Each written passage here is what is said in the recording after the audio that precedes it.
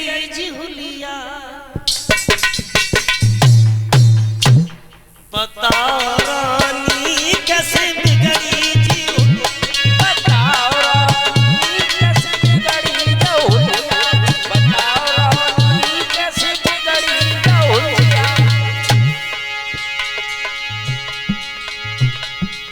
बताओ रानी, बताओ रानी कैसे बिगड़ी जी हुलिया,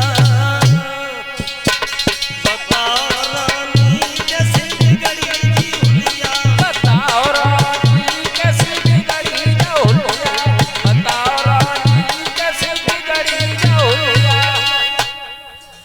कौन लगी बहना का बताए घट्टो कट्टो बंदराव कड़ी खा चुदरिया फारे गो, अब काऊ से कही मत, सुबह ने काऊ से नहीं कही।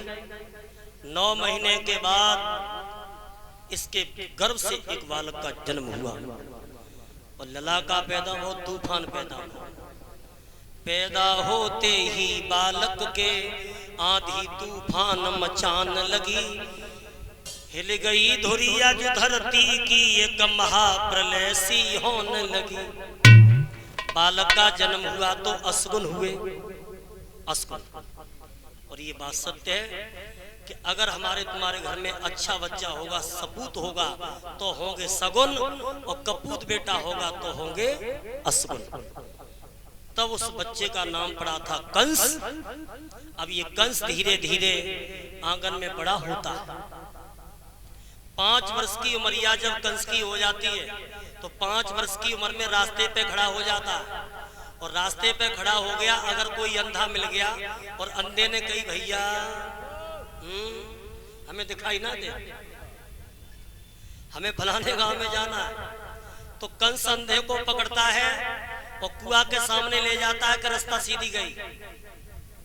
अब अंधे जाते हैं कुएं में गिर जाते हैं, कुएं में गिर जाते हैं। और आगे बच्चों को पूछता है कि तुम्हारे घर क्या पका, बच्चे बोले हमारे घर आज पकी खीर। तो बोले ऐसे नहीं मानेंगे, जीभ निकालो और हमें टेस्ट करवाओ। अब बच्चे जीभ निकालते ये जीभ को काट देता है, नदी तालाबों में फेंक देता है। 5 वर्ष के बाद कंस की उम्र हो गई 18 साल, धीरे धीरे 18।